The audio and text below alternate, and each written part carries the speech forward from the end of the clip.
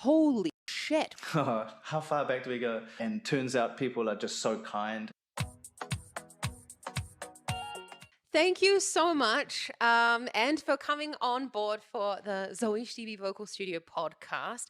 And it's so lovely to see you here. Yeah, well, thank you for having me. And yeah, it's really Zoe and I had the same singing teacher back in Auckland on the other side of the world, and we both coincidentally have ended up in Germany. It's funny, isn't it? Because actually, we sung a solo together. I still remember this when Glee was like huge. We sung "Don't Stop Believing" for my final singing concert with our singing teacher. And and the rest of the students were in the choir behind, right? In the chorus. I don't know about you, but like for me, Janice really left a mark, especially now in my life because I've now doing more singing teaching and things like that and love Yeah, like I learned all my fundamentals of singing. Like, I was always like a decent singer, but when it came to the technical stuff, I didn't have a clue. So it was Janice that really helped me build that foundation. I think what you did, and I'm saying your song is called Brave, your single. But I honestly think it's really perfect the way that you labeled it Brave, because holy shit. I mean, that must have been pretty scary for you to do what you did. Before I tell that, can you tell us, who are you? My name is Utama. Basically, how I got to Germany was about 6 years ago. I went on a backpacking trip through Southeast Asia, and this is where I met a German girl. Must be love. Yeah, so we traveled together for a while. The time was up. She had to go home. I had to go home. And then for like 6 months, we were doing a long distance thing, which was awful. But after that, she actually moved to New Zealand. And so, yeah, Alida is her name, and was there with me for 2 years. But after 2 years, she decided she missed her family. She wanted to be close, which is understandable. And she said, so I want to go home, and you're coming with me. And I was like, okay, I'll do it. Kiwis often do an OE, or we live overseas. But like I always imagine myself being the typical Kiwi and going to London and doing a couple years there. So that was always on my to-do list, but it just changed that it became Germany instead of London. And it's interesting. I think it's a much more interesting path because it's so much more out of your comfort zone, with a different language, a different culture. So I'm actually really, really glad that it panned out that way. I was 29 when that decision was made, and I was turning 30, and 30 is one of those moments where you assess life and what you were doing, and it is. And so previously I had a career in marketing. It was my career, and I was very motivated in that space, getting promotions, all that sort of that rat race. And music had always been a passion of mine, but it had always been like a side passion. I earned a bit of pocket money doing it. But other than that, I hadn't done much. But I really did love singing. But yeah, it wasn't until I moved to Germany, I was like, all right, I'm going full time. I don't care. I'm just going to give it a try. And yeah, so when you're talking about brave, it took guts because in my previous life, shall we say, it was, and I've been raised to be very conservative, to live comfortably, to embrace security, and just don't take stupid risks. Just be in your comfort zone, and everything will be fine. And so that was like very much part of my DNA, I think. And so I had to overcome that. Some people they just go out and do things, and they are naturally brave. And for me, I don't think that was really the case. I actually had to really work on it and change my mentality. That's pretty incredible, though, that I think a lot of us really feel that way. It's like, especially as performers, you kind of get a bit, you get a good job, and, you're earning a bit of money. It's paying for all the fantastic musical things that you need to have in your life. And that must have been that must have been incredibly difficult for you to make the decision to, okay, I'm just going to give everything up and move to Germany. Well, at the same time, one of the things that really helped was that it was a new place where nobody knows me. I was a complete random. So I was, the first thing you do, I had no musical context. I didn't have any networks or anything. So the first thing I did was I played music on the street. It was just really so much easier because I was just this random dude that nobody knew. And they were like, interested in me. Finding a fresh start was actually really, really helpful as well. You can almost just like leave behind an old identity and Yeah. start new, be someone else. And so just by putting myself out of my comfort zone, being in a foreign country, being in a vulnerable place on the street, and turns out people are just so kind and people have been so generous to me. And it's just been a wonderful experience. It's been completely eye-opening because, if you watch the news and just things that are going on in the world, you become really negative and you just start to think the world is a bad place and people are bad. When I was playing street music, I saw the kind people come to me, give me money. I'm busking with my dog often. They're buying her treats. They're actually caring about me. And that made me think, oh, no, humans are awesome people regardless. And That's really cool. and I don't think the majority of people get to experience that in their day-to-day lives, but I got to. And it's these experiences that have shifted perspectives, and that's been like the key inspiration when it comes to songwriting, is just experiencing things in life, getting out of that routine, just doing something a bit different. Finding those experiences, it's so important, especially, well, in life. It's nice, I think, as Kiwis, we tend to, like you just said, we have this idea of the OE, so the overseas experience, and it's kind of expected of you to really spend like at least 2 years away from home, like minimum. And some of us never go back, but this idea that we all kind of have to leave the nest, experience a bit of the world, and then when you come back to New Zealand or come back to what you've decided to do, whether it's Germany, New Zealand, wherever it is, London, that you really then can commit to it. So that brings us to an interesting point, because did you always write songs, or did you find this was something, because you didn't study music, that's the interesting part that I find. And did you then still write on the side, or did you just sing covers in the band? I was so back home, I was predominantly singing covers. So I was getting hired to sing covers. And so that's cool. You can earn good money being a cover singer. For me, it wasn't necessarily rewarding because I was basically just singing someone else's songs, someone else's story. And but back home in this routine, 9 to 5, comfort. I would try to write songs, but I wasn't necessarily experiencing anything. And so because I wasn't experiencing anything, I was trying to write hypothetical songs that, oh, maybe this is something someone would go through.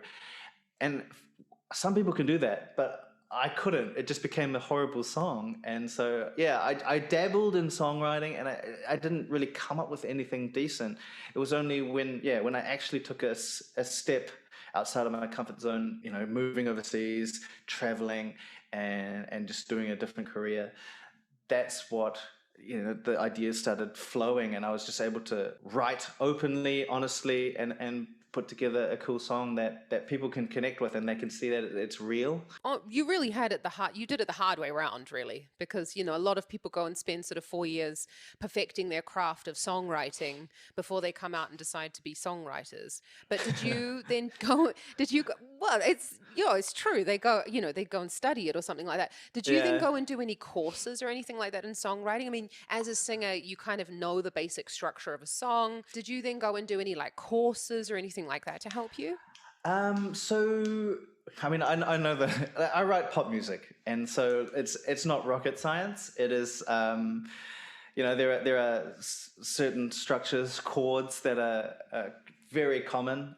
It's nothing fancy, and to work around that. So first of all, it's a relatively simple genre to write in. But secondly, I think the most valuable book that I've read. I haven't actually done a songwriting course, but a book that I read is called Writing Better Lyrics, and that was really eye-opening because there were just things that you didn't consider, and you're like, oh, it's so obvious, but I needed to read it to realize it.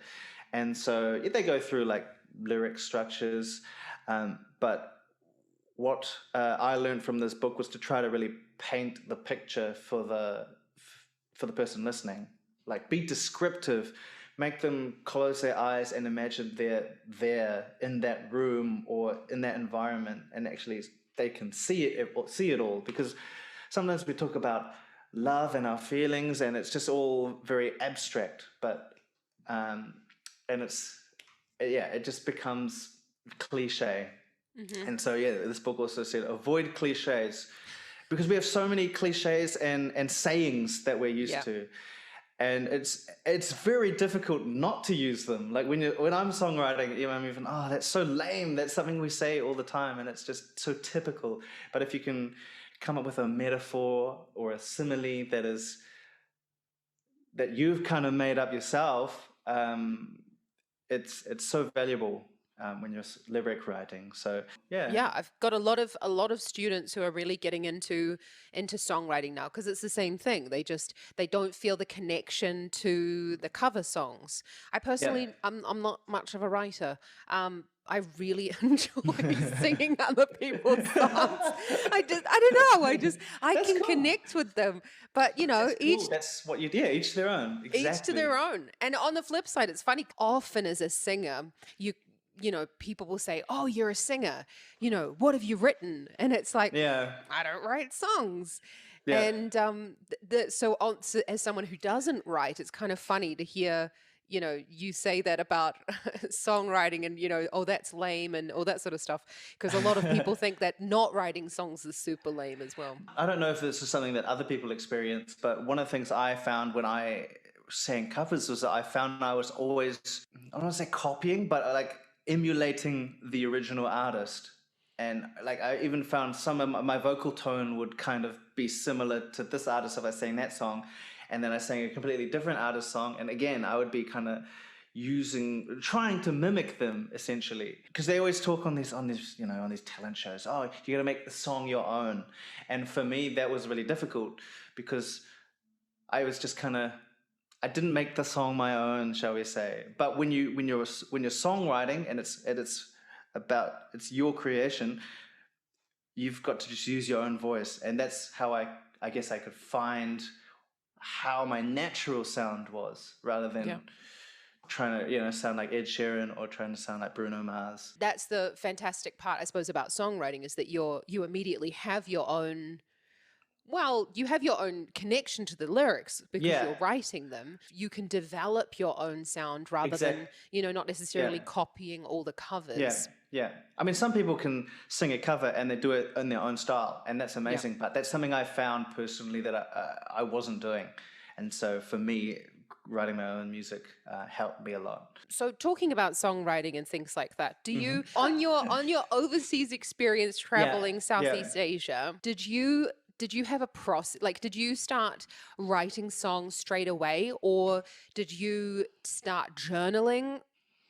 How did you kind of put your ideas down? Because obviously these songs didn't just pop out of your head one day. Yeah, like sometimes it might be something you are currently experiencing, or an idea or a memory that you had. Like, oh, that happened 2 weeks ago, and that would be cool to write about. It's not romantic, and I love the idea of the physical songwriting notebook, but I don't have one of those. I've just got my notes app on my phone, and I just brain dump, and it makes no sense. It's just words, phrases, sentences, and it's probably 20 lines long. So it's there and it's kind of captured, and then I just keep that for some time when I am able to sit down and actually process it and try to organize it into a song. So sometimes it comes from you have an idea for the theme based on the moment.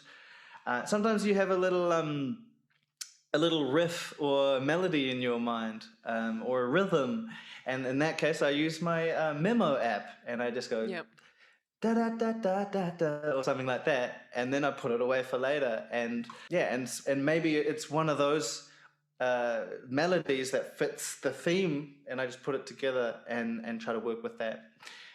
So that's normally my process of how things start. When I sit down, I have my guitar, and I'm just playing chords, just seeing what might work. Do you write then about like specific moments, or, do you sort of go, okay, now I want to write a song about that time I walked up Machu Picchu? So do you just sit there and think about the time you walked up Machu Picchu, or do you necessarily think of a moment, or do you just go specifically off these brain dumps that you put onto your notes app? Predominantly, they go off the brain dump. Sometimes they are a fresh moment that I just have so much to say about. And so, for example, we had a terrorist attack in New Zealand nearly 2 years ago, and so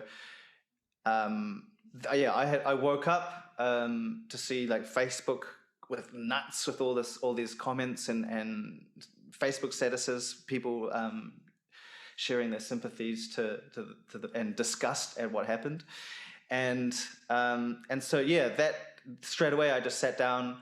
I read all the comments, what people were thinking. I was watching our Prime Minister talk on the matter, and basically I used all those ideas and put it into a song in that moment. And so that song was written the day it happened.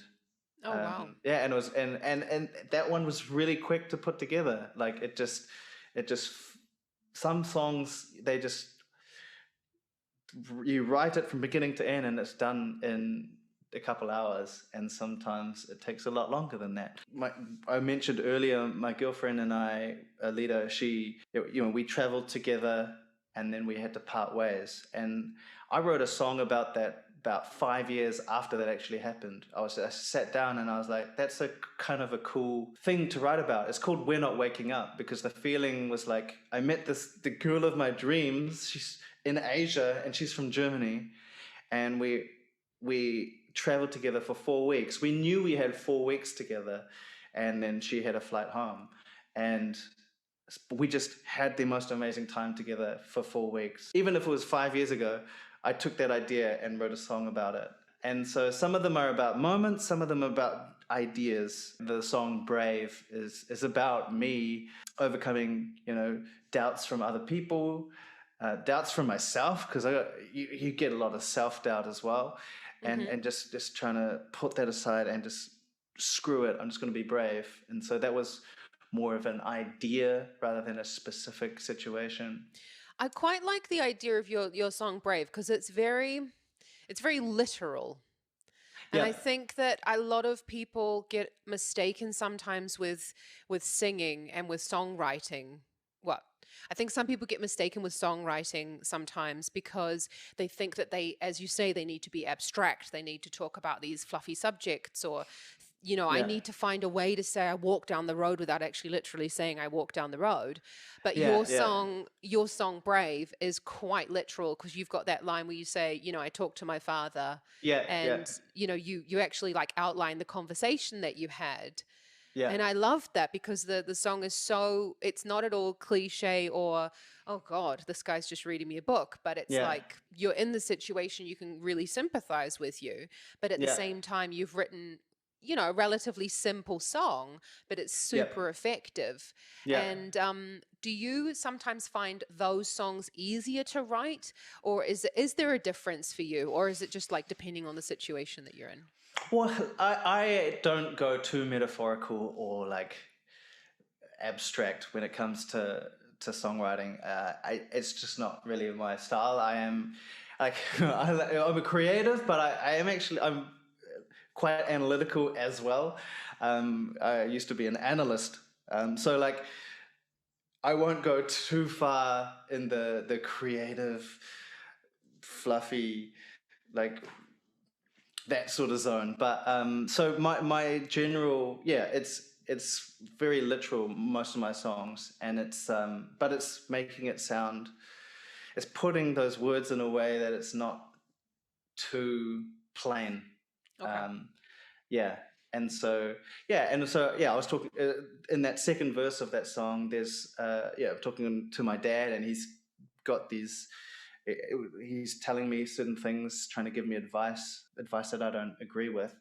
But I talked about, like, the person can close their eyes and they can be there, and so they can picture me and my dad and him trying to tell me what to do and me saying, no, that's not. It's just painting the picture, I think is really. As a songwriter, right, you don't have a 9 to 5 job. So minus Corona, I'm thinking. Minus Corona, yeah. Yeah. What would your typical day look like? Would you write every single day or try to write every day? I wish I did. Unfortunately, I didn't, but I would recommend it. So just because I haven't done it, I wish I did, because when it comes to anything, if you do it every day, just consistently, you will just improve like crazy. And so that is So something starting I just tomorrow, suggest. you're going to write every single day. Okay. Or at least like when I talk about these brain dumps is just they call it object writing. That's what this book also says, object writing. And you just take a topic and it might be coffee, and then you just write brown sticky goodness, like makes me feel wired, like whatever. That's a bad example, but like you just write these ideas that come to mind, and that as an exercise in itself just exercises your brain to be creative. And that should, when you are in the moment where you're getting caught up on these cliches, it's those exercises that will get you out of that. Okay. But my day to day, minus Corona, so to be honest, it was relatively unstructured, which is how I like it. So it was juggling. So there's the jobs that I can make good money with, like the weddings, and so there would be, there's a lot of admin. I have to learn new songs sometimes for weddings. With that, I'm juggling my own music, so songwriting, going to a producer, getting in studio, recording it, but also promoting the song. Promotion is something that a lot of artists forget. Like they write the song, they get it produced, and that's a lot of work, and they release it, and maybe they do a social media post to say, hey friends, my song's out, but that's not going to do anything. And so there's promotion and marketing on top of that once the song is launched. Unfortunately, if you are independent, if you don't have a manager or a label, which you won't in the early stages, you have to do everything yourself, but you have to know that that's part of it. Otherwise, you'll just be disappointed when your song doesn't get heard by people. I mean, you've got the benefit of having been in marketing, so you understand the Yeah. importance of marketing. You've got to actually put yourself out there and put your put your music out there. And you notice as well on Instagram and TikTok and things like that, where these people, if you don't post regularly in 2021, you are going to basically fall behind in every single computer algorithm possible. Exactly, yeah. And you've just got to keep on feeding the machine. But that brings us to an interesting point about this idea of luck in the world of music, especially. And about how much luck really plays a role in what we do. Do you find that there have been situations where you've sort of had a career where you've sort of had a bit of luck, or you've met someone, maybe it's the perfect connection kind of thing? Because you've just recently brought out your next single with My Parade. And that's right, My Parade. Your song is called Traveler with My Parade. Was that sort of was that a bit of luck, or did you search them out? No, so basically one of the guys from My Parade, his name's Graham Candy. Do you know him? He's from New Zealand. That's the guy you were telling me about from New Zealand. Yeah, so he's a Kiwi, and so we back when we in the musical theatre days, when I was a teenager, he also did musical theatre, and that's how we knew each other. And he moved to Berlin, I don't know, like 7-8 years ago, and to do music. So he just packed up his things and moved to Berlin. And he's doing pretty well for himself. Like he's a really good artist. He's got a really unique voice, and he knows how to use it. And so he's been a full-time musician actually, and he's not had to do the cover stuff. He's been able to do his own music, which is really admirable. But I just knew him, and so when I was moving to Germany, I just connected and I said, hey, like what you're doing is awesome. This is what I'm going to try to do. Any help would be like really appreciated. I was just like vulnerable, and he's just such a nice guy that he's like, yeah, of course. Like, so I didn't even write the song. They had the song, and I was staying with him in Berlin that one week, and he said, do you want to sing this song? And I was like, and then he played it to me, and I was like, yeah, okay. So we went to the studio the next day, recorded it, and then now it's out. You know, some people, when you talk about luck, they are extremely lucky. They just go viral, like Yeah. just one little moment, and they go viral. For me, I haven't had any of those moments. A lot of it is just like a slow, steady build. Which is good. Sometimes I'm really envious of the people who just go viral after one little thing that they've done. Often, all these people who go viral, they've put themselves in a position to go viral, and it appears like they've come out of nowhere, but they have been hustling for 3 or 4 years before anything's happened. Just going to say exactly that. I think that this whole idea of going viral, you've really got to put yourself in a position to do that, or it's got to be a complete fluke. You know, you are like 12 years old and sing like Whitney Houston. This whole notion of going viral in itself, it takes a lot of practice. You know, you notice these people with the videos that do really well. You see that there's a lot of videos before. The ones that do get caught off guard and it does go viral, those are the ones that don't have the goods to back it up. You know, they don't have the next step. If you don't have that slow build up or that slow kind of, well, it's really a slog because it takes a lot of hard work to get so many no's and keep going. Because for every job you do get, you get 5 no's, you know, you don't, or you miss out on like 20. So to keep on going and then to go viral or then to have a big success, you've got much more of a chance of actually sustaining that success. Yeah. That's the beauty about New Zealanders. We literally, people could go that know me could go to New Zealand. They could stay with my entire family. You know, like that's just how we are. My entire family and all of their friends could come and stay with us, much to the dismay of my husband, and they could come and stay because Germans don't understand it. Is that your plan then to eventually make a full-time income out of your own music, or are you hoping to kind of keep it the way that it is? No, I definitely want to move forward, and so the goal, so I do a lot of gigs that are cover gigs, which pay well, but the goal is just to kind of reduce those and increase the income generated from my own music. Yeah, so going to a lot of open mic nights and just playing live as much as possible. And I personally find this is where I connect with people the most. Online, it's so easy to skip past you, or go on to the next thing, or multi-screen. But when people are sitting in an audience, that you have their undivided attention, and that's where I find I can make a really good connection. I would slowly start building an audience this way, and then they would hire me for a living room concert with their friends as a result, and they want to hear my music. That's kind of how it slowly had been building, but obviously COVID happened, and that kind of, all the events went away. And so I've admittedly been, for the last few months, just like, what can I do? And kind of like feeling like a victim. What else am I supposed to do? The work's all gone. But what I've actually seen is like, I still spend a bit of time on TikTok and things, and I see a whole bunch of younger singer-songwriters thriving in COVID, because they have the time to create the content, and people have time to watch it. But in the reality is that you just need to adapt to the current circumstances, or you won't survive. I mean, my question to you is, COVID, we can't ignore it. The idea of this, something as awful as this happening where, this could happen, obviously not a pandemic, but, a lot of the times as performers, we have things happen to us, maybe, mental health, or, something happens in our lives with our families. And, we do have these kind of slump moments. This has been a very long slump for the last year. How have you found yourself making music through a really difficult time that it has been? Have you found yourself making more of a structure out of your day, or how has it kind of been for you to keep creating? Because you did bring out Traveller, and how have you kind of kept creating during this time?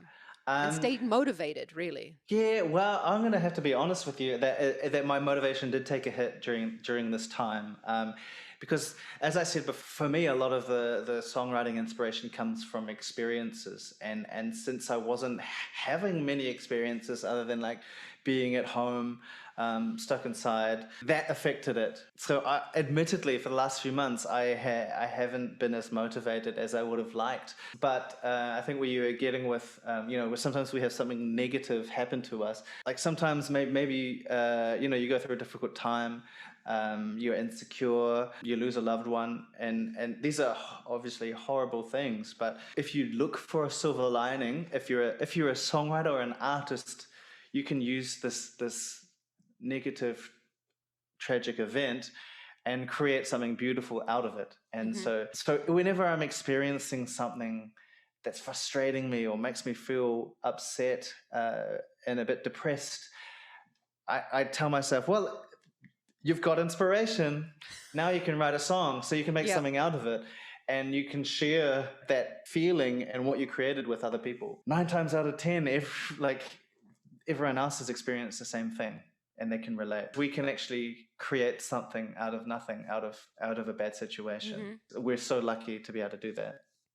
Oh, absolutely. And it comes from this, like what you were saying before about the journaling every day and writing every day, Hmm. maybe, so that you can do those brain dumps and go, okay, well, today was a really shit day. Because I'm not going to sugarcoat Yeah. it. I myself as well, I go through the periods where I don't sing whatsoever. And I think that we need to acknowledge those situations. When it comes to motivation, especially for the younger people who are listening, it will come and go in waves. When I moved to Germany and said, this is what I'm going to do, for a good 6 months, I was going out and being motivated, and I was working hard and smashing it, and like I had so much energy. But after 6 months, I kind of wore myself out. I also had ambitious goals. Yeah. I had things that I wanted to achieve that maybe they were too ambitious and unrealistic, but it kind of discouraged me, and I was like, oh, this is harder than I thought it would be. And Okay. then so my motivation would start to taper off, and then I'll just find new inspiration and it'll come up again. So it's kind of like a seasonal thing. I find it's not like you're up here all the time being great. It's far from that. It's cyclical. But I mean, if it was just one way, it would probably be a bit boring. So I'm just like one of those firm believers that you can't expect motivation to be there when you need it. It's it is you hard. gotta you just gotta create your motivation. I mean, obviously you can't just say, okay, I'm in an unmotivated moment right now, but I've got a gig this weekend. How would you then like motivate yourself if you're going through a bit of a slump? In general, I like to work in chaos, but I've had to implement a little bit of structure. So I've actually started setting a daily routine where I have a couple hours where I upskill myself on the guitar, and so I have an online course that I'm doing because I play the guitar, but I'm pretty basic at guitar. I feel like I'm a good singer who accompanies himself with a guitar, and I'd like to get better. So I do that like an hour or two every morning, first Oh, thing when I great. wake up. And then after that, I've started doing like some vocal exercises, which I haven't actually done for a long time. Yeah, these are the things, the fundamentals that help you. Since I've got the time, I want to become better rather than just be where I'm at. I'm not doing it every day, but I've scheduled in like twice a week, like a good solid 4 hour songwriting session just to try to come up with something. And so I actually have found these things have been helpful. And sometimes there are just psychological things that help. So like for example, we crossed over into a new year, and sometimes something as simple as that, you just feel like, oh, we can start fresh now. We can something like that can help with motivation. So Hmm. just use it as energy, because sometimes it takes a slump to give yourself a kick up the ass, Yeah. basically.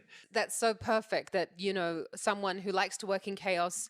And I think a lot of people think that creatives are quite chaotic, but actually to Yeah. achieve anything, And Yeah. in our chaotic minds, you know, we do have to Yeah. sometimes like really structure things out. You've had a couple of these like 4-hour songwriting sessions. Yeah.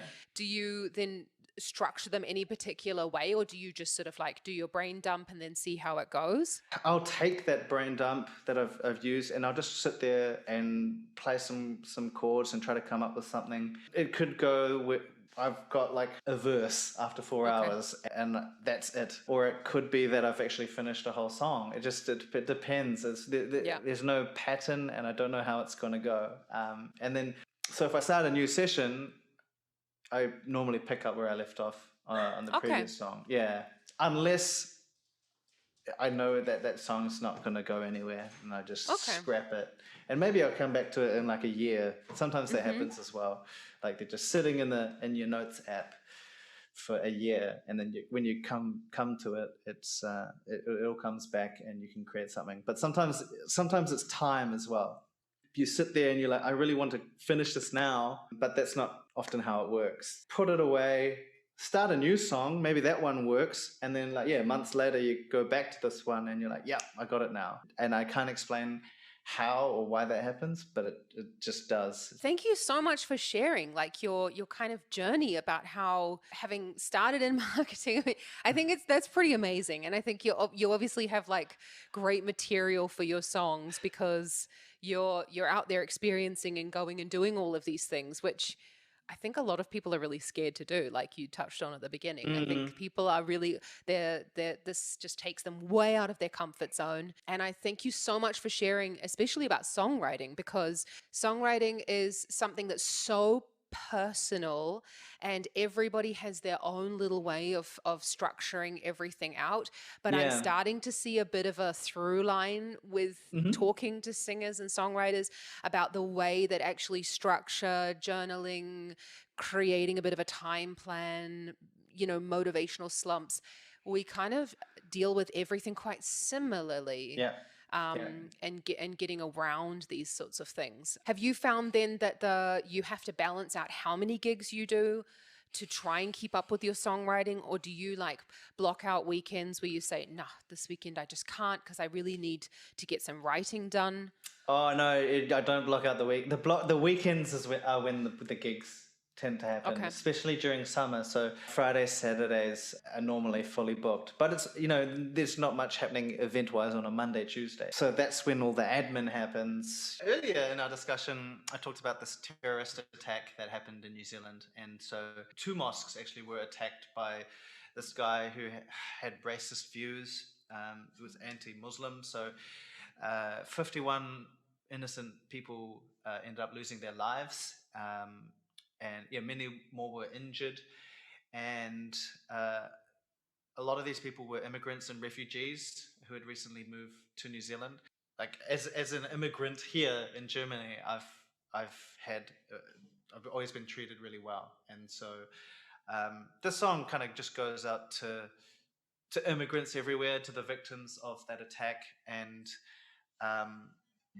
as a message just to like get along because we're all the same. Maybe our skin's a different color, but we're all the same.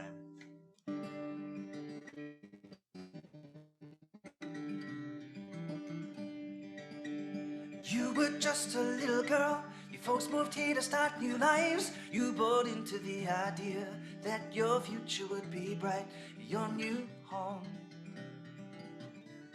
You wouldn't have to hide. So you started here from scratch, made new friends on your first day. You felt safe for the first time, out in the open you could play your new home. You wouldn't have to hide. But evil comes in many forms, ignorance comes in many shades. The world is under a raging storm in your new home, and it took your precious life away. A world of hate is a world in pain. Can't we realize we're humans and we're all the same?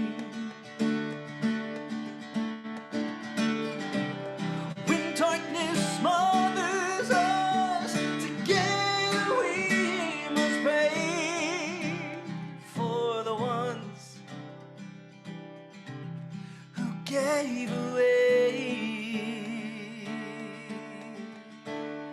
their life.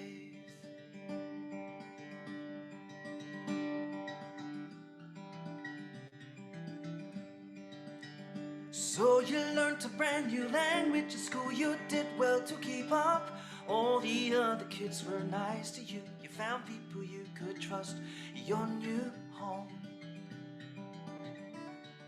you wouldn't have to hide. But you never would forget your roots, so you never should. Your beliefs were at the heart of you, and people understood your new home. You didn't have to hide. But evil comes in many forms. Ignorance comes in many shades. The world is under raging storm in your new home, and it took your precious life away. A world of hate is a world in pain. Can't we realize we're humans and we're all the same?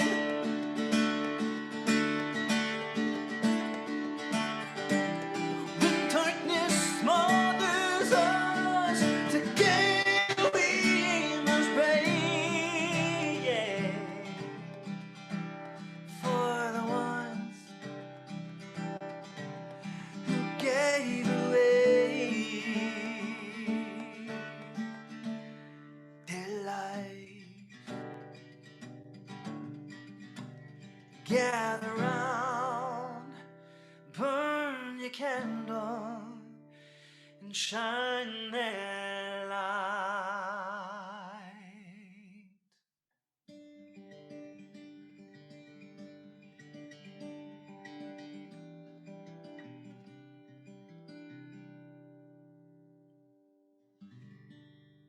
It's such an amazing song. I heard it when you did your video and you did your thing, but it sounds way better in real life. Thank you.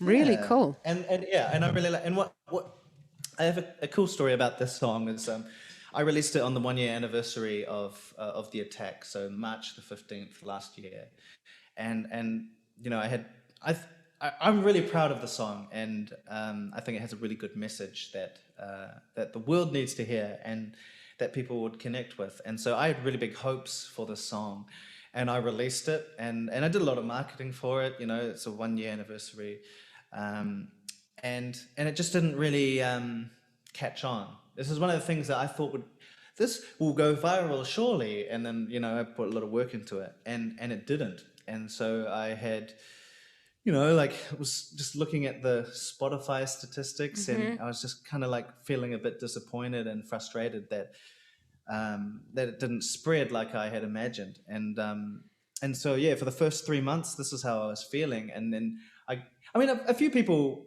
that I didn't know did reach out and say, "Hey, that's an awesome song, thank you." Like, and that was really nice. But I guess in general, I was disappointed. But I got one message on Instagram from someone who is American. She has an Indonesian husband. They had just moved to New Zealand, I think, a couple weeks before the attack. And her husband and son were praying in one of the mosques that day, and they were shot.